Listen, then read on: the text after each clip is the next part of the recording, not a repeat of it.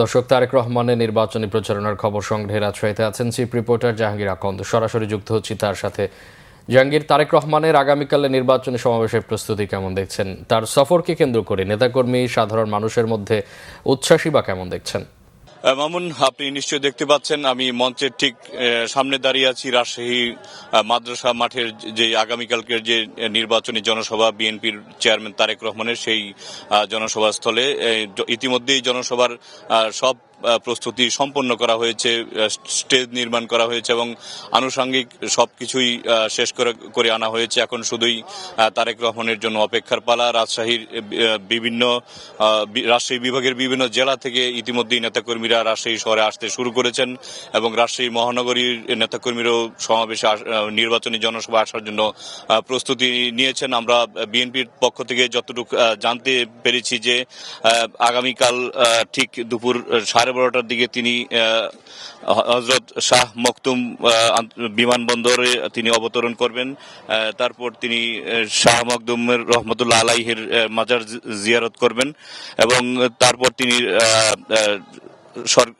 মাদ্রাসা মাঠের যে নির্বাচনী জনসভা সেখানে তিনি বক্তব্য রাখবেন এবং এই বক্তব্য রাখার মধ্য দিয়ে তিনি রাজশাহীতে নেতাকর্মীকে দিক নির্দেশনা দিবেন যে নির্বাচনে তারা কি কি বিএনপির যেসব পরিকল্পনা রয়েছে আগামী দিনের রাজশাহীর উন্নয়নে এবং জনগণের উন্নয়নের জন্য, সেসব বিষয়ে তিনি বক্তব্যে তার উপস্থাপনা পেশ করবেন এবং নির্বাচনী মাঠে নেতাকর্মীরা যাতে জনগণের কাছে বিএনপির এইসব বার্তা পৌঁছায় সে বিষয়ে তিনি দিক নির্দেশনামূলক বক্তব্য রাখবেন এবং সেই রাজশাহী সমাবেশের পর তিনি আপনার নওগাঁয় এটিএম হাই স্কুল মাঠে তিনি আপনার আরেকটি জনসভায় বক্তব্য রাখবেন, এটিএম মাঠ কাজীর মোড়ের, এবং তারপর তিনি বগুড়া শহরে পৌঁছে রাত্রে 7:30টার দিকে আলতাবুন্নাসা খেলার মাঠ বগুড়া শহরে, সেখানে তিনি নির্বাচনী জনসভায় যোগদান করবেন এবং বগুড়ায় রাত্রি যাপন শেষে তিনি রংপুরে যাবেন, শহীদ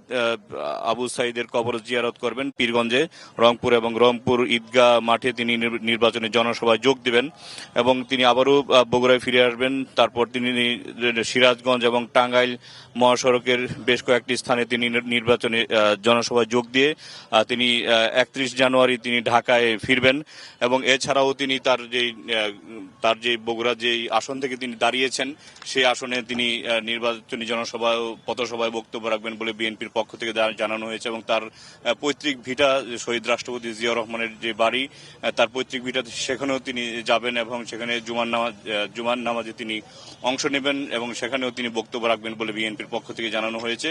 তো রাজশাহীর যে জনসভার নির্বাচনী জনসভা সেটির সবশেষ সব ধরনের প্রস্তুতি নেওয়া হচ্ছে। এখন শুধু অপেক্ষার পালা, নেতাকর্মীরা অপেক্ষা করছেন তাদের প্রিয় নেতার জন্য। আর উৎসাহ উদ্দীপনা যেটি বলছিলেন যে দীর্ঘ 22 বছর পর তারেক রহমান রাজশাহীতে আসছেন, সুতরাং নেতাকর্মীদের মধ্যে অন্যরকম একটা উৎসব এবং উদ্দীপনা বিরাজ করছে। তাদের প্রিয় নেতাকে তারা দেখবেন এবং তার কথা শুনবেন এবং আগামী দিনের পথ চলার তারা পাথেয় পাবেন, এমনটি নেতাকর্মীরা বলছেন।